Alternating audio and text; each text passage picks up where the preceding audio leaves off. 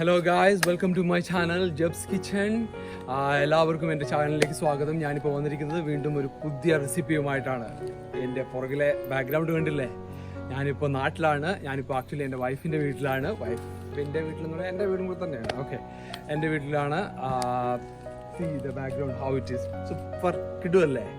ഞാനിപ്പോൾ ഒരു എമർജൻസിക്ക് വന്നതാണ്. വന്നിട്ടിപ്പോൾ 2 ദിവസമായിട്ടുള്ളൂ. അപ്പോൾ എന്താ പറയുക, ക്വാറന്റൈനിലാണ്.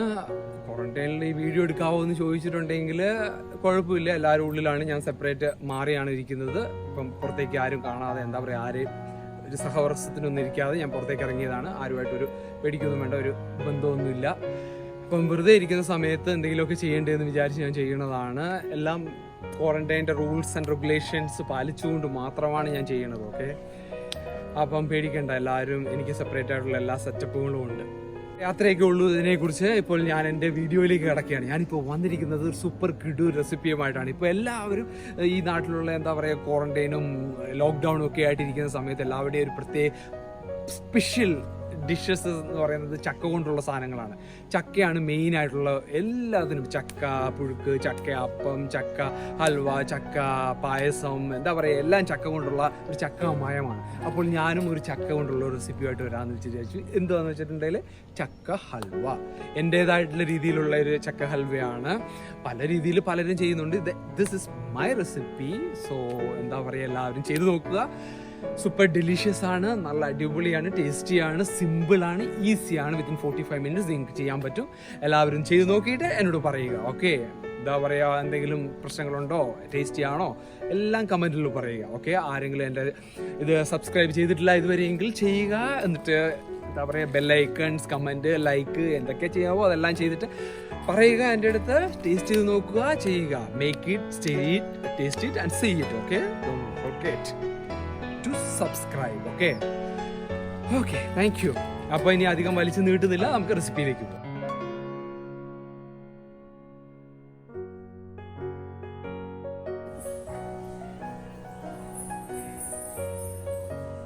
ഇത്രയൊക്കെയാണ് എൻ്റെ ഇൻഗ്രീഡിയൻസ്. ഈ റേസിൻസ്, അതായത് മുന്തിരിങ്ങ റേസിൻസ്, ഞാൻ ഒന്ന് ഒരു ഗീയിലിട്ട് ഞാനൊന്ന് സോട്ട് ചെയ്തെടുത്തിരിക്കുന്നതാണ്. പിന്നെ ഗീ, ഇതാണ് ഇവിടുത്തെ ഫ്രഷ് ഗീ ആണ്. നമ്മുടെ പശുവിൻ്റെ ഗീ തന്നെയാണ്. നാട്ടിലുള്ള എന്താ പറയുക, ഫ്രഷ് ആൻഡ് ഒത്തൻറ്റിക് ഗീ എന്നൊക്കെ പറയത്തില്ല, അതാണ്. ഞാൻ കുറച്ച് എക്സൈറ്റഡ് ആണ് എങ്ങനെയാണ് ടേസ്റ്റ് പറയാൻ. പിന്നെ ഇത് നമ്മുടെ തേങ്ങാക്കൊത്ത്, അതായത് കോക്കനട്ട് ഞാൻ ജസ്റ്റ് ഒന്ന് ഫ്രൈ ചെയ്ത് വെച്ചിരിക്കുകയാണ്, കോക്കനട്ട് പീസസ്. പിന്നെ ഇത് കാഷ്യൂ നട്ട്സ്, ഇത് പിസ്ത, ഇതൊക്കെ ഓപ്ഷണലാണ് കേട്ടോ. ഇതിനകത്തൊക്കെ നിങ്ങൾക്ക് ഇഷ്ടമുള്ളത് ഇടാം, എന്തൊക്കെ വേണമെന്ന് വെച്ചാൽ നിങ്ങൾക്ക് തീരുമാനിക്കാം. ഷുഗർ, ഞാനിവിടെ ഇപ്പം 1.25 കപ്പ് 1.25 cups of sugar ആണ് എടുത്തിരിക്കുന്നത്. Sugar amount may vary, depends upon the quantity of jackfruit you are taking and the sweetness of your jackfruit. Okay, ചക്കയുടെ മധുരത്തിനനുസരിച്ച് നിങ്ങൾ എടുത്തിരിക്കുന്ന ചക്കയുടെ ക്വാണ്ടിറ്റി അനുസരിച്ചും ഷുഗറിൻ്റെ അളവ് ഡിഫറൻസ് വരും. അത് ഞാനിവിടെ എടുത്തിരിക്കുന്നത് 1.25 കപ്പാണ്. ഡിപ്പെൻസ് ആണ്, അത് നിങ്ങൾ തീരുമാനിക്കുക എത്ര വേണമെന്നുള്ളത് നിങ്ങളുടെ ചക്കയുടെ മധുരം അനുസരിച്ച്. സോ ഇതൊരു ഇതാണ്, എന്താ പറയുക, കോൺഫ്ലോർ.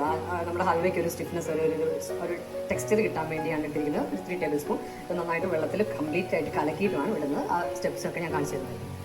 ഇൻഗ്രീഡിയൻസ് എല്ലാവരും കണ്ടു കഴിഞ്ഞാൽ അല്ലേ, നമ്മളിപ്പോൾ ചെയ്യാൻ പോകുന്നത് വെച്ചിട്ടുണ്ടെങ്കിൽ ഒരു ഭയങ്കര മഴയാണ്. നിങ്ങൾക്ക് സൗണ്ട് ശരിയാവുമെന്ന് എനിക്കറിയില്ല. നമ്മളിനി ഈ എടുത്തു വെച്ചിരിക്കുന്ന ചക്ക നമ്മൾ ഈ കുക്കറിലിട്ടിട്ട് നന്നായിട്ടൊന്ന് വേവിച്ചെടുക്കണം. ഒരു ഇച്ചിരി വെള്ളം ഒഴിച്ചിട്ട്, ഞാനിപ്പം 1 കിലോ ചക്കയാണ് എടുത്തിരിക്കുന്നത്. അതായത് ഓൾമോസ്റ്റ് 4 കപ്സ് ചക്ക എടുത്തിട്ടുണ്ട്. ചക്ക ജാക്ക് ഫ്രൂട്ട്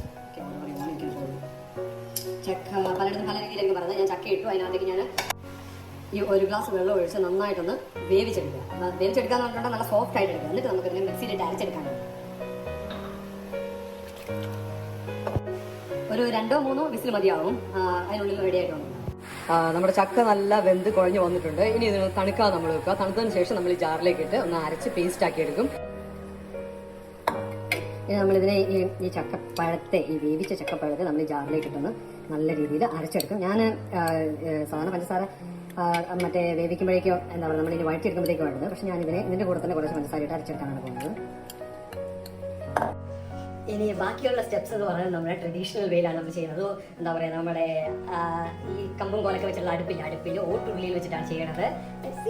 വലിയ പരിചയമൊന്നുമില്ല, എന്നാൽ നമ്മളെല്ലാം ഒന്ന് ട്രഡീഷണൽ വേയിൽ നമ്മൾ ഹലുവയാക്കി എടുക്കാൻ പോവുകയാണ്.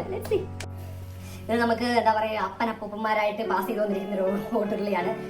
കുറെ കൊല്ലം പ്രായമുള്ള ഒരു ഓട്ടുരുളിയാണ്. ഇതിലേക്കാണ് നമ്മളിനി ആദ്യം കുറച്ച് നെയ്യ് ഒഴിച്ചിട്ട് നമ്മുടെ ഇപ്പം അരച്ചു വെച്ചിരിക്കുന്ന ചക്കപ്പഴ പേസ്റ്റ് ഇതിലേക്ക് ഇട്ടിട്ട് നമ്മൾ വഴറ്റിയെടുക്കുകയാണ് ചെയ്യുന്നത് കേട്ടോ. ഇനി നമ്മൾ അരച്ചു വെച്ചിരിക്കുന്ന നമ്മുടെ ചക്കപ്പഴ പേസ്റ്റ് ഇതിലേക്ക് ഇട്ടിട്ടുണ്ട്. ആരും പേടിക്കണ്ട, പാരന്റ്സിനെ ഒന്നും വിളിക്കണ്ട, ഇതൊക്കെ നോർമൽ ആണെന്നാണ് തോന്നുന്നത്. ഇതിട്ട് കൊടുത്തു കഴിഞ്ഞാൽ മെയിനായിട്ട് ചെയ്യേണ്ട ഒരു കാര്യമാണ് കണ്ടിന്യൂസ് ആയിട്ട് ഇളക്കി കൊടുത്തിരിക്കുന്നത്. അതാണ് ഇതിൻ്റെ ഒരു ഹാർഡ് വർക്ക്. നിർത്താതെ നമ്മൾ ഇടയ്ക്കിടയ്ക്ക് ആ വെച്ചിരിക്കുന്ന നെയ്യ് ഇങ്ങനെ കുറച്ച് ഇട്ട് കൊടുത്തോണ്ടിരിക്കുക. ഇനി ഇതിലേക്ക് ഞാൻ ഒരു 3 ടേബിൾ സ്പൂൺ കോൺഫ്ലോർ നന്നായിട്ട് വെള്ളത്തിൽ കലക്കിയിട്ട് ഒഴിക്കുകയാണ്. ഇത് കുറച്ച് കഷ്ടപ്പെട്ട പണിയൊക്കെ തന്നെയാണ്. പിന്നെ കുറച്ച് പേഷ്യൻസ് വേണം. ഇതൊരു എന്താ പറയുക, ഒരു 1/4 മണിക്കൂർ ഇങ്ങനെ കലക്കി അതിനകത്ത് വെള്ളം വറ്റിച്ചെടുക്കും. പിന്നെ ആ കോൺഫ്ലോർ കലക്കി ഒഴിക്കുമ്പോൾ ശ്രദ്ധിക്കേണ്ട മെയിൻ ഒരു കാര്യം എന്ന് വെച്ചിട്ടുണ്ടെങ്കിൽ നമ്മൾ ആ കോൺഫ്ലോർ നന്നായിട്ട് കലക്കി മനസ്സില്ലാതാക്കി എടുക്കണം. എന്നിട്ട് ഒഴിക്കണം, ഇല്ലെങ്കിൽ അത് കട്ടായി. ഓക്കെ, കുറച്ച് കഷ്ടപ്പാടാണ്. അല്ല, ഇപ്പോൾ അത് കുറച്ച് തിക്കായി വരുന്നുണ്ട്. ഏകദേശം ഇങ്ങനെ ആയി വരുന്നുണ്ട്. ഇതിപ്പോൾ എന്താണെന്ന് വെച്ചിട്ടുണ്ടെങ്കിൽ നമ്മളിങ്ങനെ ഇളക്കം ഇതിനകത്ത് വിട്ട് വരും. എന്നാലേ അതിൻ്റെ ഒരു ടേസ്റ്റ് കിട്ടുള്ളൂ, അതിൻ്റെ ഒരു ടെക്സ്ചർ ആയി വരുന്നത്. അപ്പോൾ ഈ ഒരു അവസ്ഥയിലെത്തി കഴിയുമ്പോൾ നമ്മൾ നമ്മുടെ ഡ്രൈ ഫ്രൂട്ട്സ് ഇട്ട് കൊടുക്കും കേട്ടോ. നല്ലോണം ഇളക്കി കൊടുക്കാം. ഇളക്കൽ നിർത്തല്ലേ, ഇളക്കൽ നിർത്തി കഴിഞ്ഞാൽ അടി പിടിക്കും.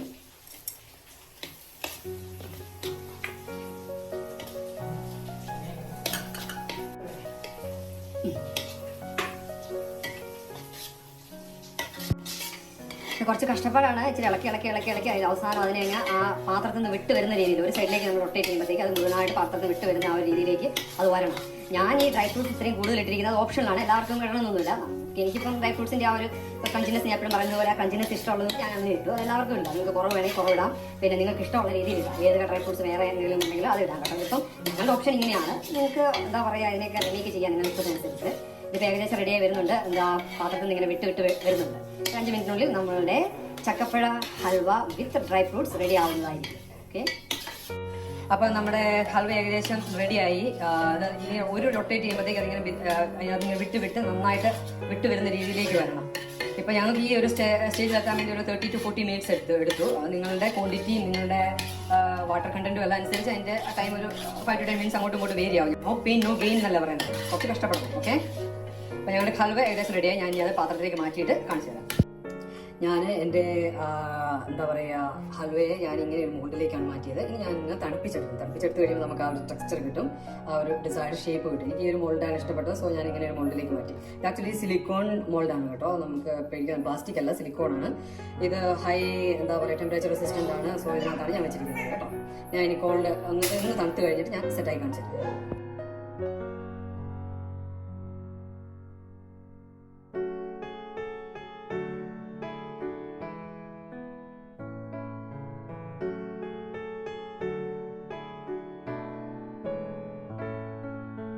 അപ്പോൾ നമ്മുടെ ഹൽവ ഒക്കെ നല്ല സെറ്റപ്പായിട്ട് റെഡി ആയിട്ടുണ്ട്.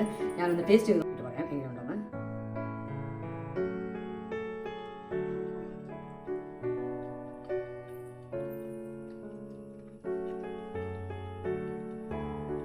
നല്ല സൂപ്പറായിട്ടുണ്ട് കേട്ടോ. എന്താ പറയുക, എനിക്കിഷ്ടം ആ ഡ്രൈ ഫ്രൂട്ട്സും അതും എല്ലാം കൂടെ ഉള്ള ആ ഒരു ടേസ്റ്റാണ്. ഞാൻ കുറേ ഡ്രൈ ഫ്രൂട്ട്സ് ഇട്ടിട്ടുണ്ട്, നിങ്ങൾക്ക് അത് ഓപ്ഷനിലാണ്. ഇതും ചക്കയുടെ ഫ്ലേവറും എല്ലാം കൂടെ എനിക്ക് ഭയങ്കരമായിട്ട് തന്നെ. പിന്നെ എനിക്കൊരു കാര്യം റെക്കമെൻഡ് ചെയ്യാനുള്ളത്, ഏലയ്ക്ക ആ ഫ്ലേവർ ഇഷ്ടമുള്ളവർക്ക് അത് ഇട്ടിട്ട് എനിക്ക് ഇതിനകത്ത് അത് ഇടാൻ തോന്നിയില്ല. അതുകൊണ്ടാണ് ഞാനില്ല.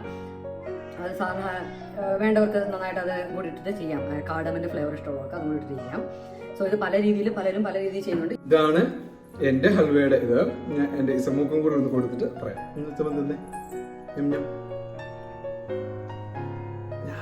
എങ്ങനെയുണ്ട്? സൂപ്പറാണോ? ഇസമോളും പറഞ്ഞു സൂപ്പറാന്ന്. സോ എല്ലാവരും ഒന്ന് ട്രൈ ചെയ്തിട്ട് പറയണം കേട്ടോ. ഇപ്പം വീണ്ടും സന്ധിക്കുമ്പോൾ ഇവിടെയും എൻ്റെ ചാനലിൽ ഇതുവരെ സബ്സ്ക്രൈബ് ചെയ്യാത്തവർ സബ്സ്ക്രൈബ് ചെയ്യുക. എല്ലാവരും വാച്ച് ചെയ്യുക. നെക്സ്റ്റ് വീഡിയോയുമായിട്ട് ഞാൻ പെട്ടെന്ന് തന്നെ വരുന്നതായിരിക്കും. എൻ്റെ അടുത്ത വീഡിയോ ഷീസ് ആസ്കിങ് അഗെയിൻ. വാവ്.